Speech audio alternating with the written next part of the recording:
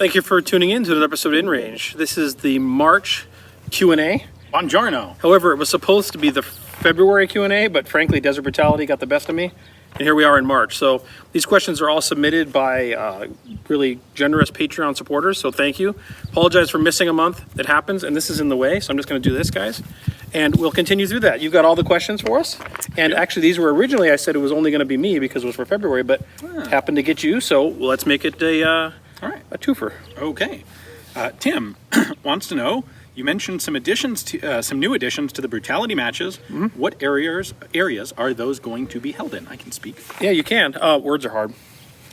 There's actually two things going on right now. So, well, besides Finnish Brutality, which is in August in Helsinki, Finland, currently working on a big event in November in Parma, Idaho. Okay. As well as one that is not yet confirmed, but potential, so keep your eyes peeled, for West Virginia.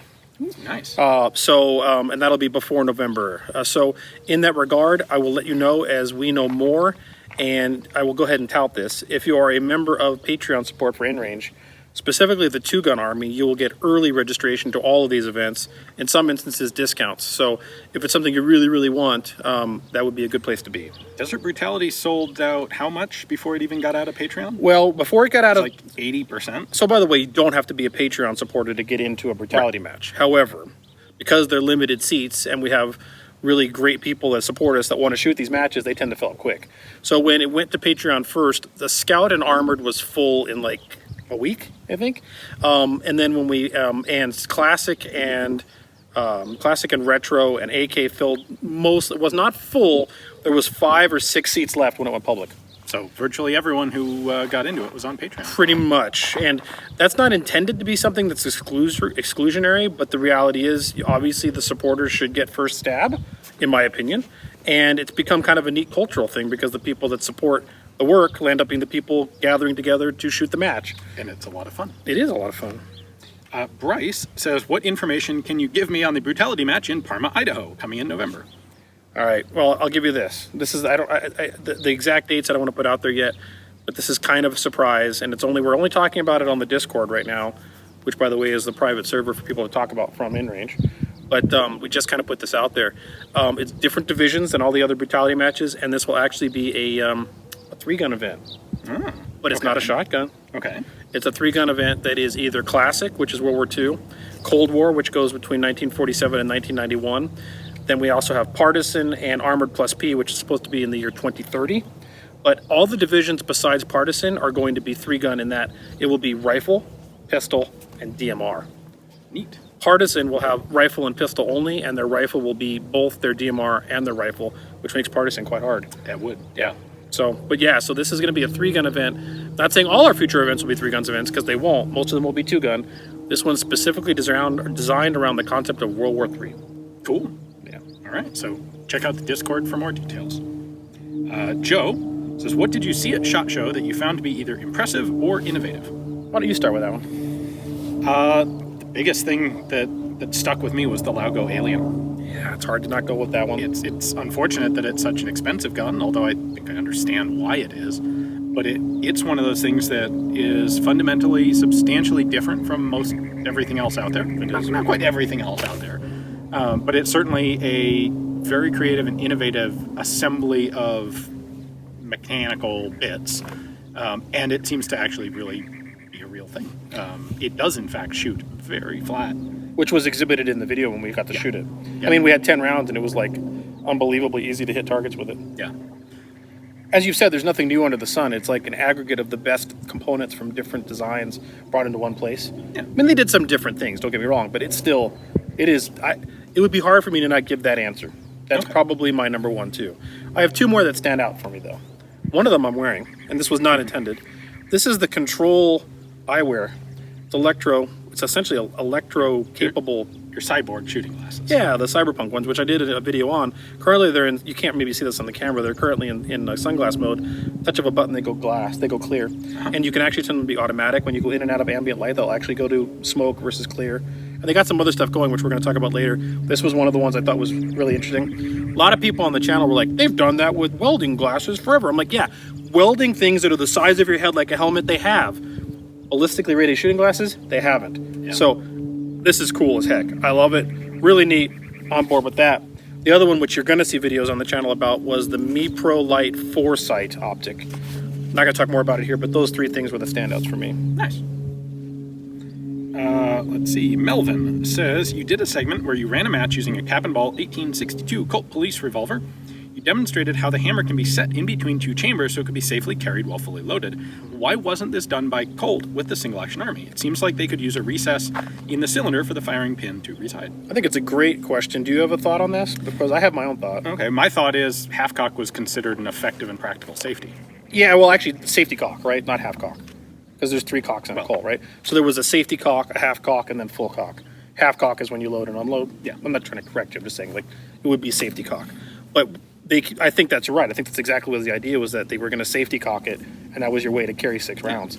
But it turned out safety cock wasn't a reliable or safe way to carry the gun. And our attitudes have changed a little bit as to safe methods of carry today. Now, you recently did some videos. Now, this has nothing to do with the single action army, but regarding the beginnings and the origins of the 1911. Yeah. And its safeties. Holy crap! But wasn't that safety complete lack thereof? Wasn't that safety cock thing sort of even in that? Yeah. I mean, they were thinking that same thing. Right. It was. You put it at half cock and it's safe. Or you put the hammer all the way down. Once you get past the sight safety 1900, because the firing pin is shorter than the breech block, and it has a retaining spring, if you just gently lower the hammer onto the firing pin, even hitting the hammer won't cause the gun to fire, because the firing pin's not resting against the primer. Right, that makes sense. Still recessed back. Sure. And so, yeah, half cock was considered an acceptable option. We also see that with the T-33 Tokarev. So, Yeah. so I think that's the answer. I think the idea was that just putting it on safety cock was sufficient. But there are a number of incidences, including one with Wyatt himself, where a gun fell out of a holster, hit the ground, and went off. Yeah. So even on safety cock. So Yeah. it's not a good idea. In 50 years, people will be like, why didn't that Glock have a manual safety? And the answer is because they considered, a striker fired Glock style pistol with a trigger safety to be a perfectly acceptable method of carry. Yeah, no, that's fair. John says, Desert Brutality was a fantastic experience. What was your favorite moment from this year's match? That's a hard question to answer because there was a lot of great moments. The moment when the timer went off when I parred out and was done with the spinner. That was your favorite part of the Okay, match? no. Come on, that's not your favorite part. That might have been your favorite relief of the match. Yeah. Favorite part of the match. I really got a kick out of the police shield and the 5 popper shots with the pistol, because I was really worried about how long that would take me to be able to complete, if I even could, and I ended up going 1 for 1 on those. Yeah, you freaking rocked. That was awesome. You rocked that. 2 things come to mind for me. One was that even though the spinner was on it, the trench stage was really fun. Running between trench to the trench and engaging targets in trenches is pretty exhilarating, especially with a lever gun. That was really neat.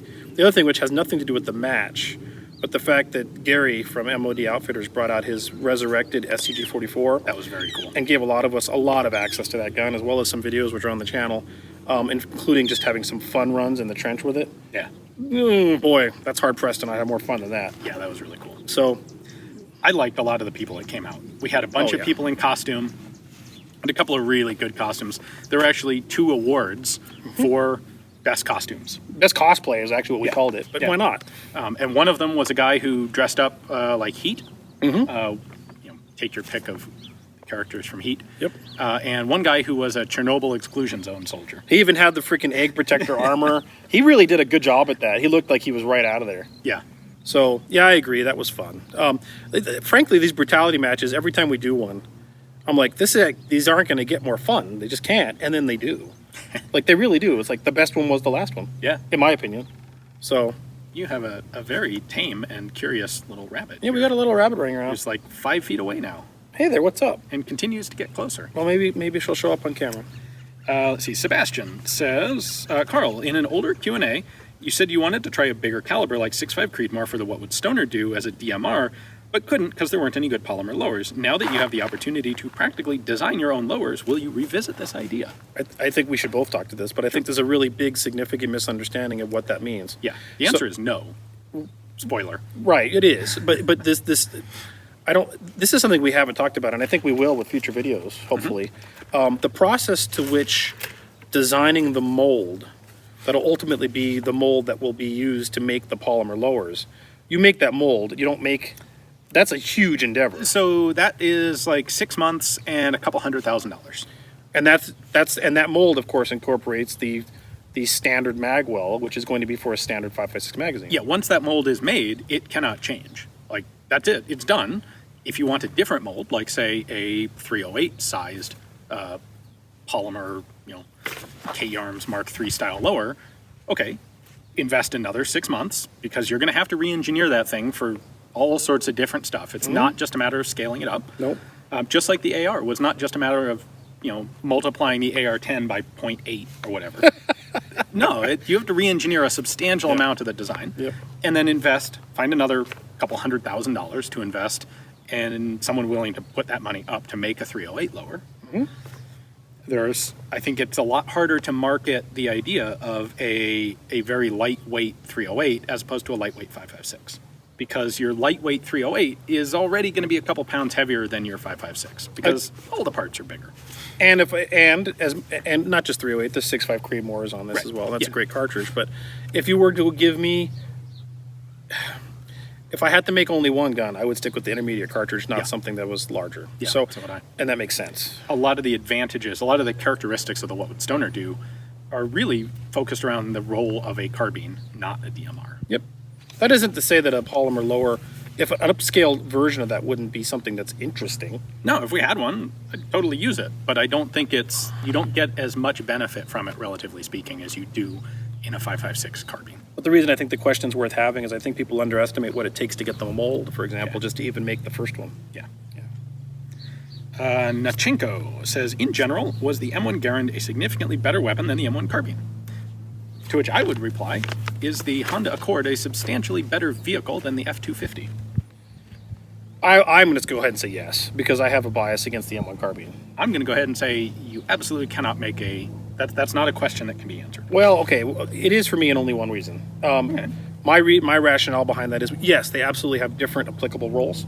The M1 carbine was designed to replace the 1911 and to provide, something better than a pistol to the mortar crews and stuff like that. Yeah. It ended up getting used in larger scope than just that. I just have had such a bad experience with M1 carbine's reliability that it doesn't matter if it is handy and light and easy to carry. If they're unreliable, it's a worse weapon. I will say that if I was a mortarman or a driver or a medic, the M1 carbine would absolutely be a substantially better gun than the M1 Garand. And you're probably not going to have to use it, hopefully. Right? You're going to carry it a lot more. Yeah. And the malfunctions that it does have are not that difficult to clear. You rack the handle, good to go. Generally speaking. And in a World War II context, you cycle your magazines every couple of weeks. Just get some new mags. And they're all brand new. They're not 75 years old to begin with. That said, I don't think you can make that judgment because there is such a difference in the intended role of the guns. I agree with that. Hence my Accord versus F-250. Yeah, I know. I get this. This is like saying, is the Tiger better than the P-51 Mustang? You're like, it depends what you want. Well, one's a tank and one's a plane, right? I mean, all right. I think you can. Okay, I understand. I wish I could use an M1 that worked. You need a San Cristobal carbine or a Beretta 57. Okay. Those are the little lightweight carbines, select fire carbines that they made in 30 carbine. Oh, yeah, I saw your video. That use proper magazines that are not intended to be disposable. Yeah, fair. Mark says, what sunglasses are you wearing in the 5.56 MDR video? Are they ballistic rated for eye protection? Oh, yeah, I wore those because of the cyberpunk theme of that, because of what that match was. Those are the Oakley's Mad Men. And I think Oakley's are sort of ballistically rated, but I don't know that they're specifically designed to be that. So I wouldn't, you know what? Do as I say, not as I do. I don't think you should wear them as shooting glasses, but they are the Oakley Mad Men. Okay. Brendan says, in the U.S., gun issues are pretty heavily divided on party lines. Has this been the case in other countries you have visited? This is a much better question for you than me. My answer is not really. Most of the other countries I've been in, basically both parties or all parties, because not all countries have as much of a solidly two-party system as the U.S. does. Generally, all the parties are not fond of guns. So it's just everyone's against it? Yeah, to varying degrees. Now, there are some countries like, I think, Switzerland, like the Czech Republic, that are less so, where they have political groups that are actually vocal in support of gun rights, but that's relatively uncommon.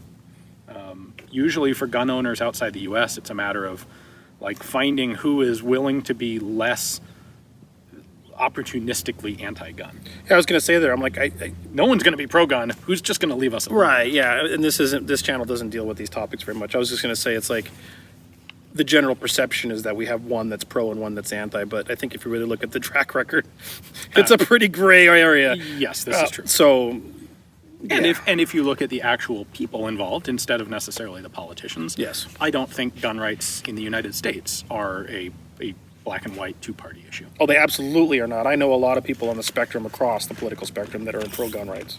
And I know people across the political spectrum that are against gun rights. Yeah.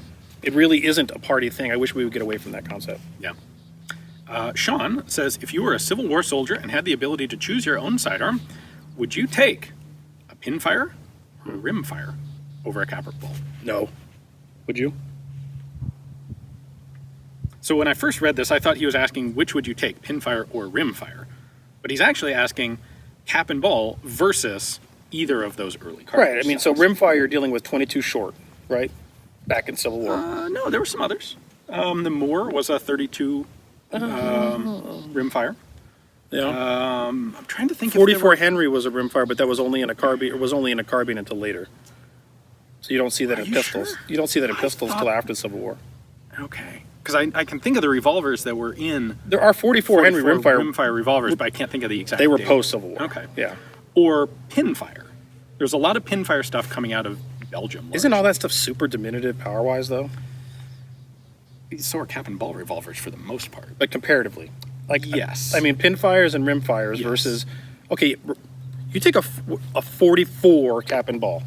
By modern standards, it is no powerhouse, right? It is sufficient, Right. but it is not huge. It's what?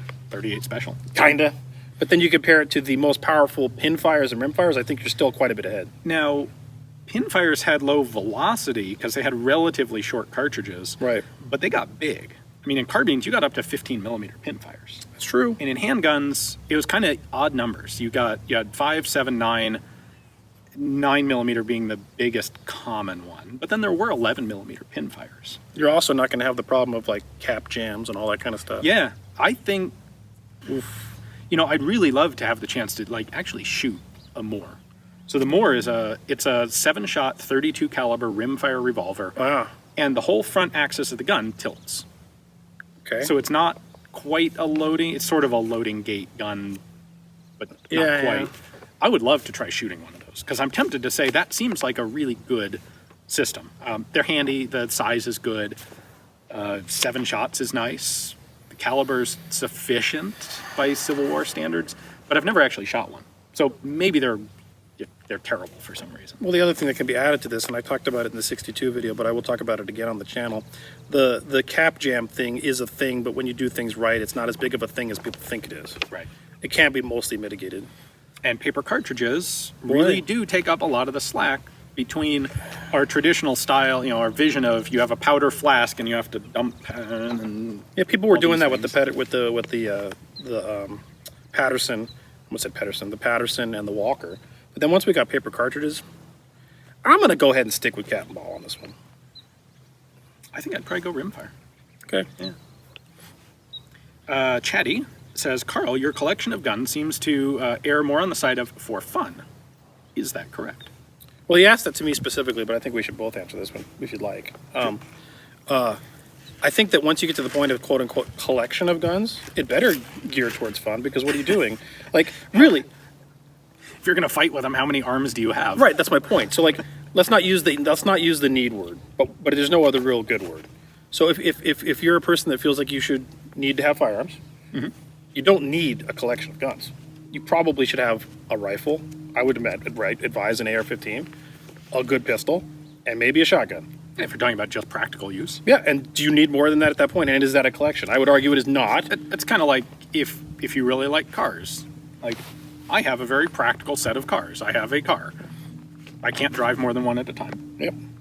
But if I was really particularly into cars, I could totally see myself having a dozen cars.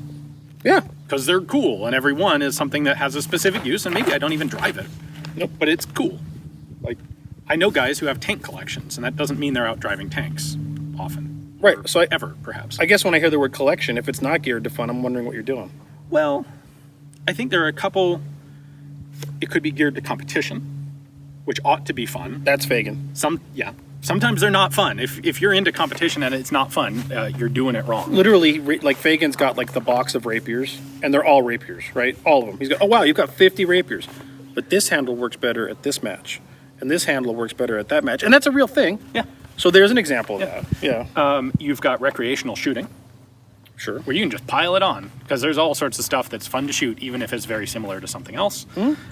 You've got collecting. That's certainly where my focus is. Isn't that all fun though? I mean, that's still fun for Well, you. but Isn't I that see geared towards fun? But I see it as fun in a different way. Like, I enjoy it, I take pleasure in it, but it's not the same as saying I'm out actually shooting. But it still flavors of fun.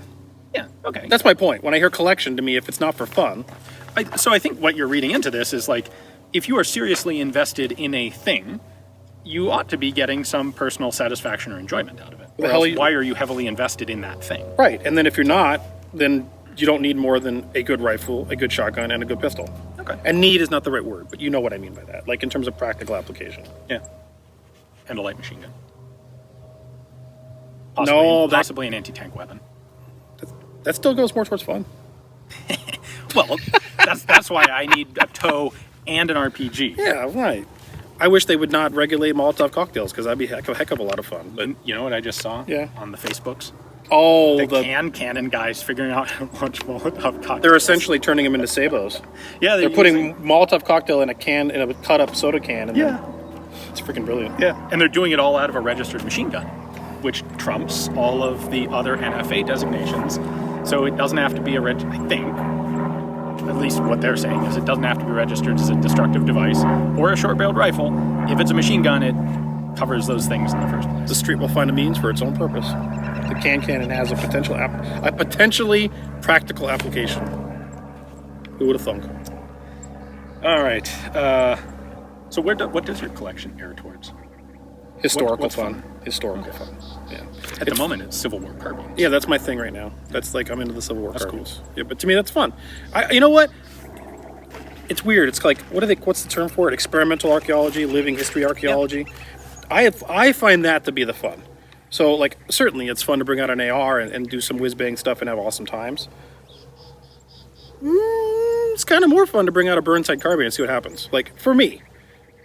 But I know that that's not the average. So All right. Bunny says, I love the channel, especially the Q&As. In older videos, Karl had said he shoots Tula, but more recently, Ian said stick to Wolf Gold. Fight! No, actually he says, have you experienced problems with stuck cases when shooting steel ammo?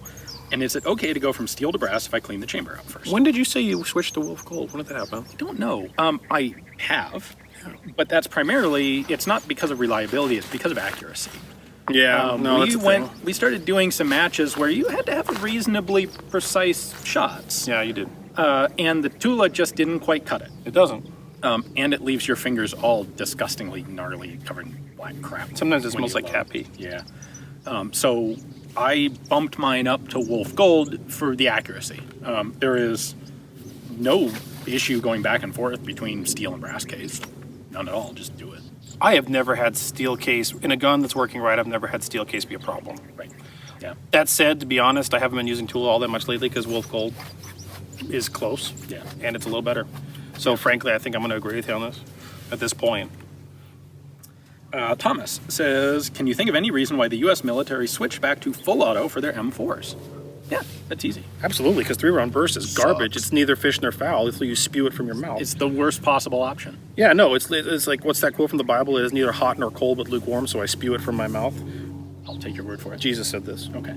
At any rate, and that was something that's neither good nor bad. It's just something in the middle that's worse. I would rather have semi-auto than 3-round burst. Absolutely. And Like, if you offered me, like, you can have this M4 that's safe semi 3-round, or this AR-15 that's safe semi. the safe I will semi. take the safe semi. Because the 3-round burst ratcheting mechanism harms the general trigger pull of the gun in general. Yeah. The 3-round burst is unreliable. You don't always get 3. Sometimes you get 2. Most systems that's not a problem. I'm talking about the AR here. The M16, that was an issue. But also, 3-round burst lets you, if you need full auto, which by the way you generally don't. Yeah. But when you need full auto, by the time you've used all 3 of your rounds in a 3-round burst, you know what you haven't done? Gotten back on your target. Full auto is this thing where you pull the trigger and you kind of like lose and then come back. And then you've got this thing and you ride it, at least for the burst. I have found 3-round burst to never be sufficiently enough time to do that right. What happens is the first 2 rounds hit the target, the third one's over there. Yeah. And with a full auto, you kind of go like that, and then you're on it. Or you just fire 2. Or you fire 2. The 3-round burst is a technical band-aid for not having enough training time to teach people how to properly use real full auto. 3-round burst, at least in the M16, is an example again of the U.S. Ordnance Corps making a terrible decision, in my opinion. And I think that they realized it and they went, oh. It wasn't just them. A lot of people tinkered with 3-round burst, and it's kind of like 40. There's the perfect gun. There you go. A submachine gun chambered for 40 Smith & Wesson that is safe semi 3-round burst. Yeah, no. You know what that sounds like? Chris Vector. Yeah, it does. But I mean, no, I would rather, I agree with you. I'd rather just have a semi, Yeah. or either a full or a semi, but not the middle. Full's great, but if my options are nothing or 3-round burst, I'll go with nothing. I agree. Duke von Meep II said, if you could have any gun steampunked, what would it be? None of them, because I hate steampunk.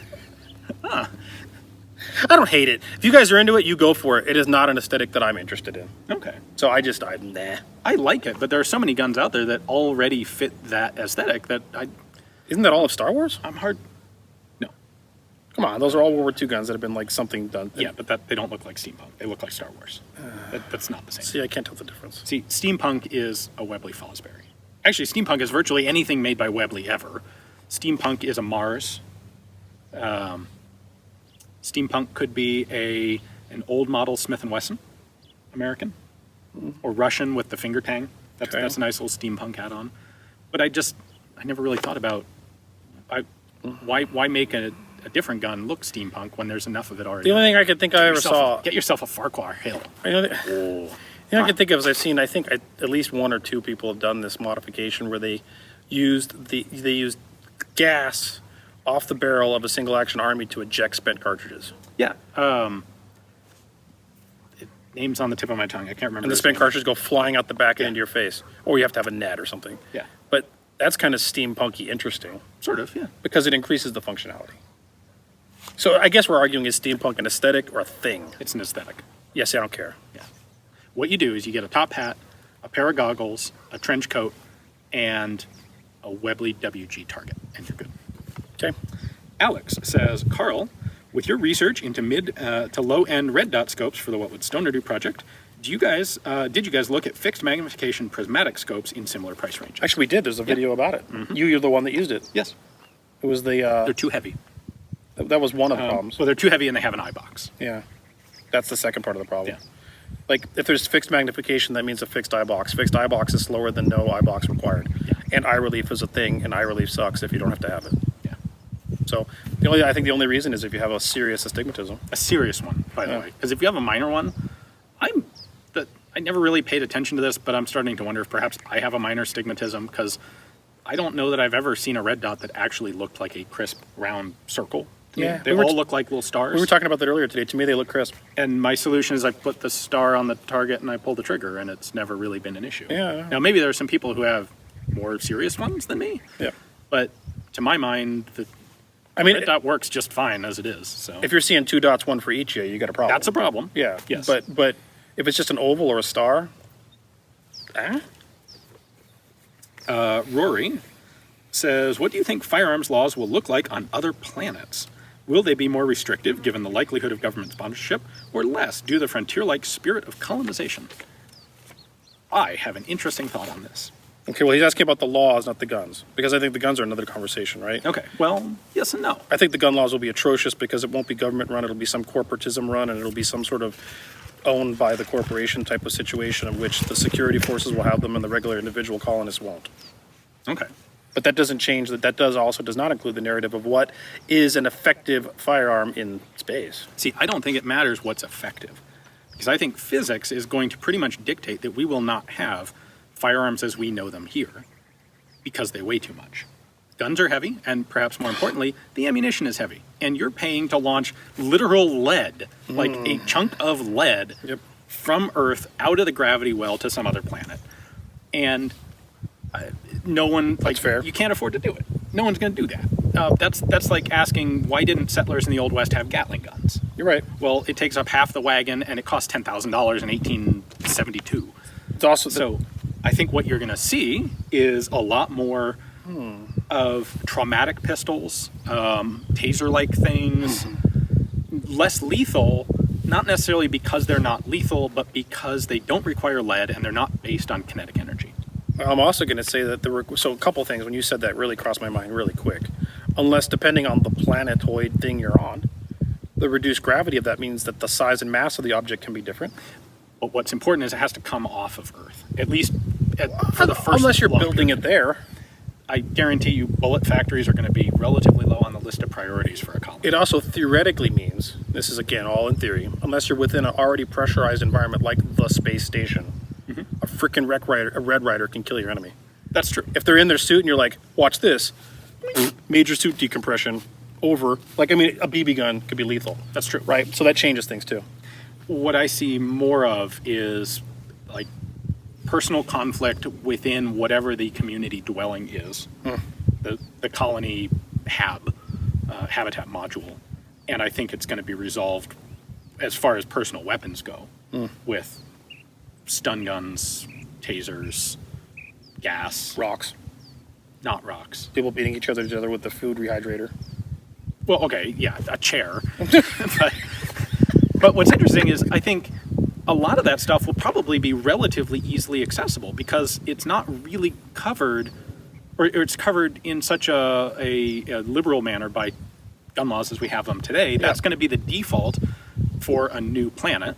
I don't share your pessimism about corporate dominance and terribleness of planetary exploration. All right. Well, let me throw a positive out there then. By the time we're doing interplanetary travel, we'll be so evolved that human conflict will no longer exist. I do not plan to spend all of my days on Earth. All right. And I'm not that much younger than you. No. So, for what it's worth, I spent the first 2 years in college in aeronautical and astronautical engineering. Oh, I thought you were going to tell me that you were like an astral projectionist and you traveled the planet with your soul. It's hard to carry a gun that way. It is. Anyway. I think we can move on to the next question at this point. Sure. ASDF says, I believe you or Ian mentioned at some point that you were working on a video or series about the best band state rifle options. Yeah, we have been, haven't we? What happened? No, we actually haven't been. Well, sorta. We've mentioned it, but we haven't really We done gathered anything. thingies. We gathered some of the thingies. Inertia, friction, we lost focus on that. And Are it we hasn't going to? happened. Maybe? I have no idea. Maybe. I don't want to commit, but I don't want to say no. Here's the answer. Get yourself an M1 Garand with a red dot on it. Probably is the answer. Cut the barrel to 18 inches if you want to be really spunky. That's probably the answer. Yeah. That said, some of the things that are the dendritis that came from that project's preparation will show up on the channel. Yeah. So you will see stuff, elements thereof, if not a dedicated series. Let's see. And by the way, for people who are immediately going to start questioning that, the actual criteria of that was if you cannot have detachable magazines. That was our standard. Correct. Sean says, well, there haven't been, well, there have been a few here, and Words are hard. yes, I'm going to just paraphrase this. Why aren't we filming as many two-gun matches? Well, I think we are. We got the Desert Brutality series going on right now, and what is that if that's not two-gun? But there's been, in my opinion, I have put less of an emphasis on the channel of just match content, because quite honestly, I was watching the views go to the floor. To be blunt. So to me, I think the two-gun stuff is interesting because it is our lab. Yeah. It is a lab to test the theories. And to me, it wasn't so much a match video as it was a video that was the laboratory process, and the results of the match are the data. But I would say that Data gathering is not always the most interesting thing to watch. a good chunk of the audience saw it as just match content, and it was literally watching the datagram go. So, is it ever going to be not on here? Absolutely not. It's essential and quintessential to InRange. Is it going to be as frequent as it was before? Nope. Play anything cool in VR lately from Caleb? You don't have VR. I don't. I thought you were going to do that. I was. What happened? Long story, I haven't yet. I thought you love it. It was fun. Long story, I haven't yet. Yes, I have. And Do tell. I don't care if you're a Walking Dead fan or not. You don't need to be. Their recent was a release called Walking Dead: Saints and Sinners, and it takes place in the Walking Dead universe, in the partially flooded remains of New Orleans. Oh, no wonder Karl likes it. Oh, it touches all the points. It really does. It is absolutely fantastic. It is what VR can be. So, I mean, whether or not you're a fan of that universe, literally walking around, trying to stealthily avoid the dead, but also humans, interesting storyline between different factions of survivors. Killing stuff with the shank when it's on top of you in the head, and the force and velocity with which you move the controller actually dictates if you make it through the skull. Like, yes, if you have a VR rig, absolutely, whether or not you care about Walking Dead or not, check out that game. It is awesome. The guns break, they jam. Oh, that's cool. You have to manufacture ammunition from like salvage components. Huh. It's epic. Cool. Yeah, it's great. Connor says, what are your thoughts on 3D printing hard-to-find accessories for older firearms, such as Carcano and block clips? This is you. So my answer to this is a little bit skewed by the fact that I don't have a 3D printer.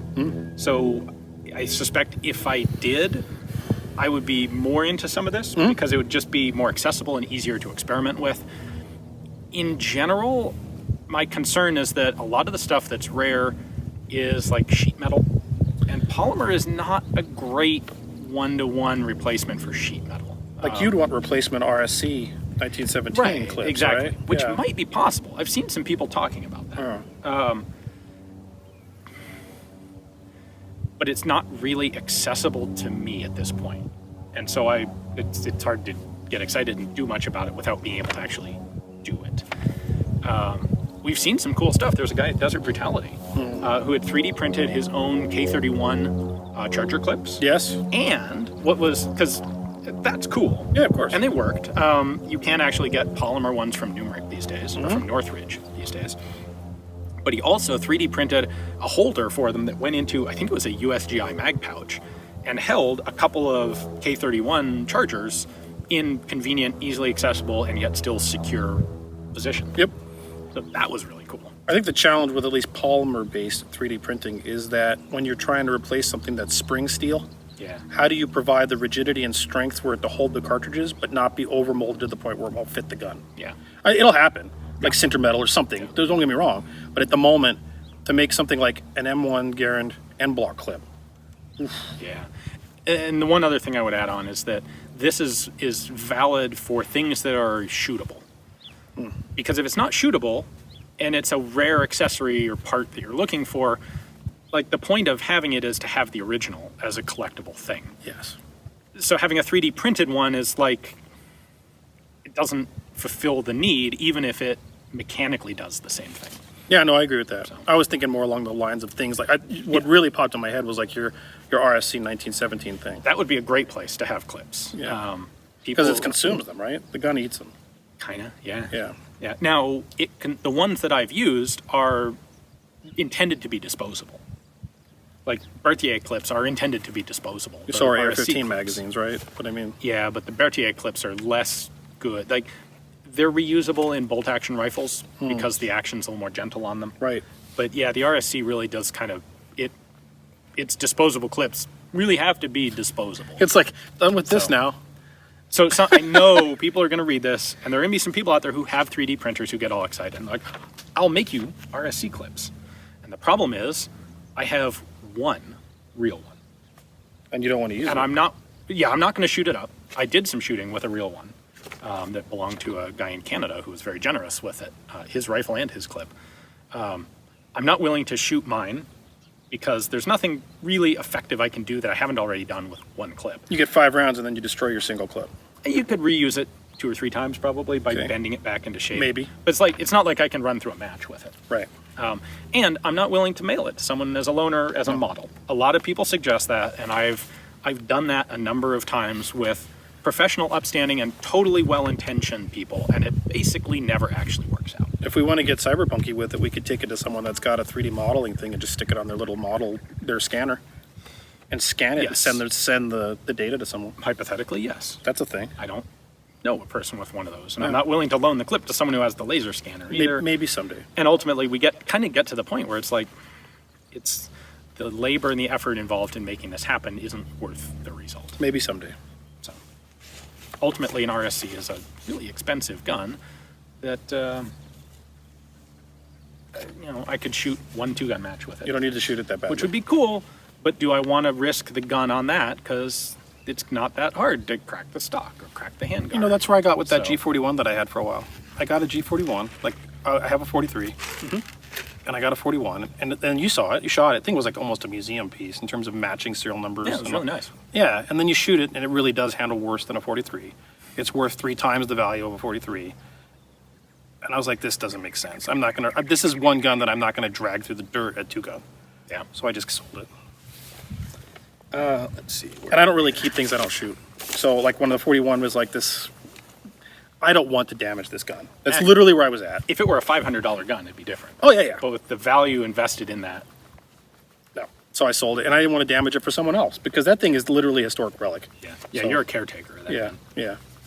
Stuka says, with Desert Brutality 2020 over, was there anything you could think of that would have been expanded on or gone better? You'd be surprised by this answer. I would not have put the spinner at the end of the trench stage. You would have put it back home where it wasn't involved in the match? No, a couple things happened in that. The spinner makes sense and it has a place. The problem with that stage is that stage was so epically cool that when it ended with par out for most people because of the spinner, it took a dent into how cool the stage was. It totally did. And no, it's the truth. And that was a mistake. And one of the things that contributed to that was I didn't realize that when we were firing from the end of the trench that we were at a firing angle and solution to the spinner that made it particularly more difficult than average. It was facing us head on, but we were firing at an upward angle, and the spinner wasn't exactly flat. It made that spinner worse.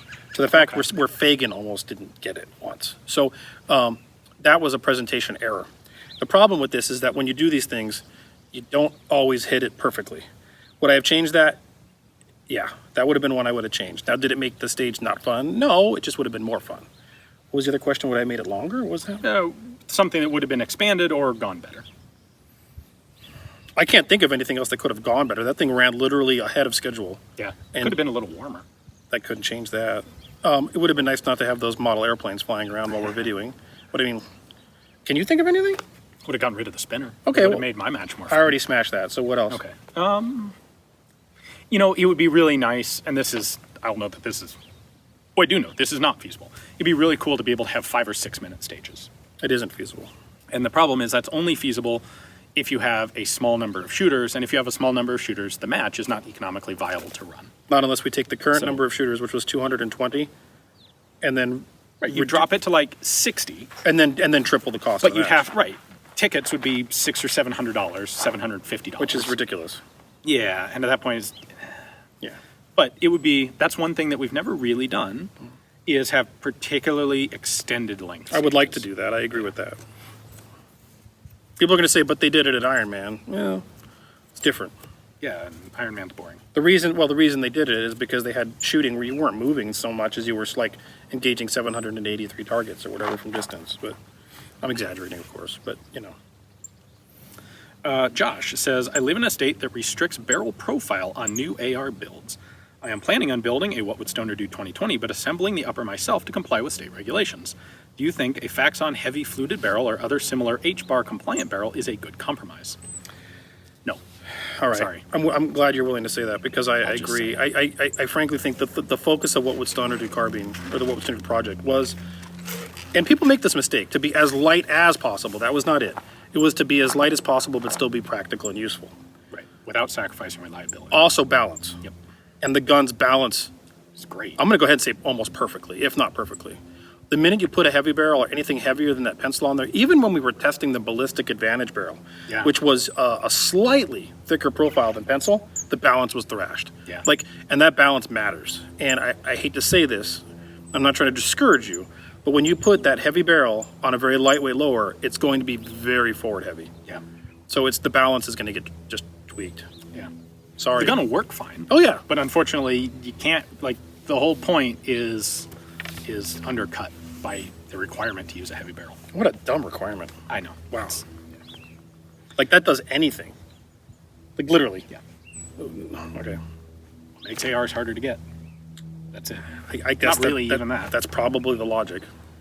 Turbo 1889 says, a friend suggested that ultimately the NFA and similar infringements will be gotten around by projectile launchers that use electromagnetics rather than gunpowder to launch projectiles. What are your thoughts on this? It'll be gotten around long enough for them to augment the law and put it right back where it was. Potentially. So in a technical sense, this person is completely correct. All of our firearms regulations are based on use of explosives or high-speed combustibles to launch projectiles. And nothing that is electromagnetic is covered by existing firearms regulation. This is similar to the fact that, ironically speaking, flamethrowers are not covered by firearms regulation because they don't expel a projectile through the use of, I don't remember the exact language, but through the use of an explosive. Will they change the laws? Maybe, probably. Will they do it, like, how quickly will they do that after people start inventing stuff? Probably a little slowly. That the legislature always takes time to figure out and catch up on stuff like that. There'll be a glory period for a little while. You see it with 3D printed stuff as well. Yeah. I think we're a long ways away from that. The problem is creating an electromagnetic projectile firing weapon that is similar in power to a firearm requires a level of energy storage technology that we don't have right now. You just strap a battleship to your back. You know what? In the 1890s, they were experimenting with electric motors on Gatling guns. And it was naval application because literally you had a battleship to provide the power in a way that you couldn't do in an army perspective. But that said, technology is something that's unpredictable, and there will be disruptive technologies like this. Absolutely. Yeah. And I don't mean to sound like a pessimist, but I really think that if something that was effective enough to match the quality of an explosively charged firearm, I bet you will see efficiency in government that was generally not seen. He is a pessimist. I need a cool nickname. Says, I will be attending my first competitive match, IDPA, this spring because of InRange. Sweet. Well done. Excellent. What should I need or look for in gear, especially a holster for dual competition and eventual concealed carry? I have a Polymer 80 Glock 19. One huge mistake in that whole sentence. And it isn't going to competition because awesome, glad to hear that. And it isn't that you're going to use the same gun because that's even better. It's that you said dual. Yeah, you don't want to use the same holster. You're going to have more than one holster. Yeah. You're going to have holsters that are applicable to the cause. Yeah. If you're coming to a two-gun match, man, you better have retention because you're going to get DQ'd in a heartbeat. Like, that's the most important thing. Yeah. More important than speed, more important than anything is retention. Then secondarily comes protection, keeping it out of the dirt and debris. That's the opposite of what you want at an IDPA match, which is concealed. Protection is probably provided by undergarments or overgarments. You're probably also not crawling through a pit of mud in an IDPA match. In fact, I know you're not. So therefore, that holster and that holster are two different worlds apart. So I haven't shot IDPA in years and years, and I don't know their stance on different holsters. You can't carry appendix. That was going to be my question. It's against the rules. You might be able to find a holster that works appendix and strong side The waistband. that you could do. The one holster company I would recommend is Filster. Okay. I've had excellent results with Filster holsters. Sure. They're great. That would be mine, actually, I carry appendix, but I've also used it as a strong side in the waistband, and it just rolls around and works fine in that application. I agree that an in the waistband holster can be applied as appendix or not, or strong side. I think you can do that. Yeah. I agree that's one holster for both of those. I think IDPA is about the only competition sport that you could dual purpose a holster with carry. Yeah, because of their concealment. IPSC or 2-gun or 3-gun, your holsters are going to be totally incompatible with regular carry. Or you use a carry holster recognizing that it puts you at a serious disadvantage competitively. 100%. Which, by the way, is not a terrible idea. No. It's not even a bad idea. The idea of going to a competition specifically to build your skill set with a carry gun, that's cool. That's a great idea. You just have to recognize that you're doing it for your own personal skill building, and you're not doing it to be directly competitive. I shoot IDPA very irregularly. It's got to be on one of those days where I just have I don't know, it happens. I don't know why, it just does. And my general mantra at an IDPA match is give me the procedural. I just take whatever procedurals you want to give me. What they've done for me at an IDPA match is set up a course of fire that I can shoot, and my score, I just throw it in the trash and I'm done. I'm not trying to denigrate. I'm just saying their rules do not apply to my goals. If your goals are to be good at IDPA, then absolutely shoot for the score. I go there to practice with a concealed carry gun, which I carry appendix, and I'm like, give me the procedural. I don't care. You know what? This is the same as if someone wants to come to 2-gun, but they're like, I have a bad knee. I can't throw a kettlebell. Yeah, take the procedural. Right. Just take the penalty. Doesn't matter. And shoot what you can shoot and get out of it what you can get out. And IDPA frequently sets up really interesting, good courses of fire that are generally reasonable round count for a reasonable carry gun. Yeah. So I can go there and practice all day long, and I just throw the scores in the trash when I'm done. All right. Luis says, are AK recoil spring buffers a gimmick, or actually useful to prevent wear and tear? Gimmick. Yeah, you don't need it. I've only seen them cause malfunctions, actually. If you do need it, the gun's built badly. Well, the gun might be a gimmick. Possibly. Is it all American-made AK? Because if so, unless it came from a boutique builder like Jim Fuller, Yeah. you don't want a mass-produced American-made AK. I've never seen those buffer thingies do anything besides, literally, I've seen them cause problems. Yeah. They've failed, Yeah. but I've never seen them cause, You had to say that. except for your one gun. Because I have my little shorty AK crank thing used as a recoil buffer, and it's essential. But that's because I did the receiver badly, and without it, the bolt carrier pops out. It's also a gimmick gun. Yes, that's true. I mean, the front side's welded. It's welded in the middle. It's a hack to make that thing work. Yeah. Yes, that's exactly Okay, what it is. fair. But that should not be the case with any. If you had bought that gun retail, you should have taken it back. That should not be the case with a good AK. Matt says, will you have more Civil War and or Westerns firearms content? I was happy to see you run the 62 Colt, 73 Colt, and 73 Winchester in recent videos. Absolutely will. I don't know if you're watching Desert Brutality, but I ran Desert Brutality with the 73. Yes, there's a whole, you mentioned this earlier, I've been slowly collecting the large majority of the Civil War cavalry carbines. Mm-hmm. Those are all going to be represented, and pistols as well, including a Walker, a Lamat, 60 Colt. I mean, yeah, this is all going to happen. It's not going to happen tomorrow. It's going to happen over time because, as with everything, no one's interested in only one topic. Or some people are interested in only one topic, but no one's like. If I did just that, it would be the month of the month of Bergmans, except it's the month of Winchesters and black powder Colts. Right. So what you're going to see is that's going to come up intermittently, but I am absolutely planning on hitting all of them. Cool.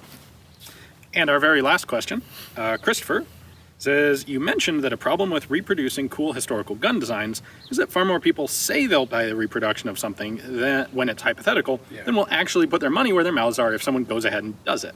Why isn't there a Kickstarter equivalent for firearms yet? And is there anything you can do to remedy this? Well, there's a huge issue with credit card processing and financial transactions with firearm development in general. Yeah. So all the major crowdfunding sites, which is to say like Kickstarter and Indiegogo, they expressly prohibit you from building and selling firearms. And by the way, that's interesting. I don't know what their particular individual beliefs are, but you may be mad at the wrong people. Right. It may very well be the financial processing. The credit card companies on the back end are generally the ones that dictate what is or is not allowed. Like, you know what? Any type of controversial industry is affected by this. Yeah. Credit card processing for sex work or adult work or like cam work, any of that stuff on the internet, whether you like it or not. Marijuana. In the states that have legalized marijuana, it's still a weird cash-only business because of banking. Whatever you think of these things, right? I'm just saying that businesses that sit on the fringe, and we can argue that firearms shouldn't be on the fringe. Okay, fine. I would argue the same. But guess what? They are. Yeah. And so take an industry that's on the fringe. I mentioned sex work. You mentioned marijuana, medical or otherwise. Yeah. Those all run into significant fiduciary transactional issues with the small but large credit card processors, which make the same problem for this. Now, there is something we learned in the ShotShow called Gun Dynamics, I think, at dynamics.com. I don't remember. I'll look it up and remember. There is one out there. The guy that was showing me the gun eye video mentioned it. So there's something like that out there. It's very small in scope. I'll find it, put the link in the video. The problem is having a gun-specific Kickstarter is kind of like having gun-specific video networks. Mm-hmm. They're not, generally speaking, going to be big enough to be self-sustaining. No. So there is a little bit out there. I think all of this is compounded by the fact that, as you stated in the question, there aren't that many people who are actually willing to pay it. And it's not like the people who say, oh, I'd totally buy a reproduction Webley Fosbury. And then you come back and you're like, it's $6,000. They're like, oh, never mind. That's because people underestimate the difficulty. Well, I know. Yeah. But if you instead said, hey, would you buy a reproduction Webley Fosbury? Here's my Kickstarter, and for a $6,000 pledge, you'll get one. It's even worse now, because now it's the same amount of money, and someone goes, oh, no. Except it's worse because now it's you'll get one eventually if I make this work. You're prepaying for it. Well, the idea behind it, right, is you get a lot of people putting in micropayments, and then in aggregate, they get enough money to be able to make the production. That would be, for example, a Sturmgewehr. Right. You see the problem. Being able to run it as a Kickstarter doesn't change the fact that it's more expensive than most people are going to be willing to pay, simply because the process, the development process, is far more complicated than most people realize. and definitely more expensive and complex than they're willing to actually support. Yeah, it doesn't matter if you're kickstarting it. The thing's ultimately $5,000. It's still freaking $5,000. Right.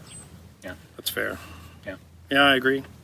That's a hard quandary. So yeah, do you take the development risk and spread it out among all of your pre-sale backers, or do you focus it all on the one person doing the development or the one person financing the development? That doesn't change how much risk there actually is, which is substantial in these things. Which brings back the point that Rick Smith of SMG Guns is a wizard. Holy crap, he's like the only person who has successfully on any sort of manufacturing scale done, well, Rick Smith and Brescia in Italy. Because those guys pulled it off. Rick has done it more than once. Yeah. The Type 2, the Type 1's coming. Yep. He did the DP. Yep. He's doing the RP46. Yep. That's all him. Yeah. Like, Now, to be fair, the DPs, the RP46 is a from-scratch thing. The DPs were parts kit builds. still.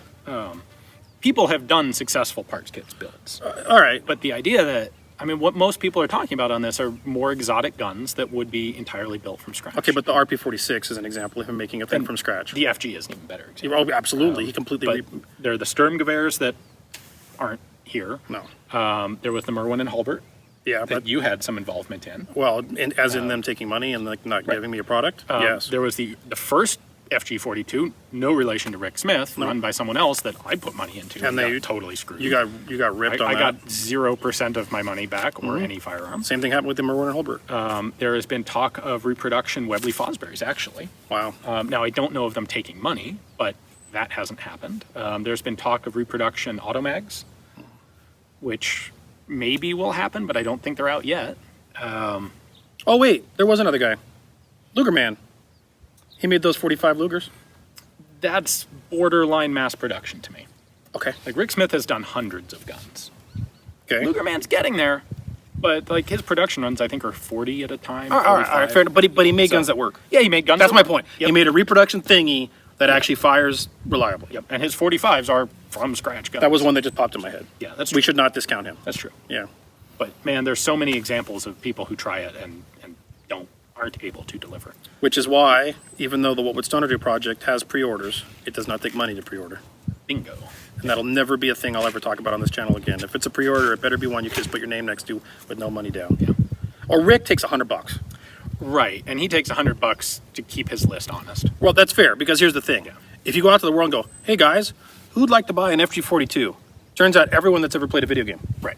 So they all put their name on the list. Right. And then Rick tries to ramp up. Rick's like, holy shit, 5,000 people are going to buy the guns. So by putting $100 down out of a $5,000 investment, which by the way is a minuscule amount in the grand scheme of that. It's going up, unfortunately. Is it? Yeah. Okay, well, more than 5,000, which doesn't surprise me at all. Surprising it didn't happen earlier. But that makes sure that the people putting their name on the list are legitimate. Yeah. So, Yeah. all right, guys. Hopefully you enjoyed the Q&A. It's always a pleasure. I like it so much more when it's both of us. Yeah. It's more interesting, the Yeah, it's back and forth. Again, these questions come from our Patreon supporters. If you are one, thank you. You keep InRange alive. If you're not, please consider it. And if you can't, it's cool. Just subscribe to one of our multiple distribution points. You can find them all on InRange.tv. And thanks for watching.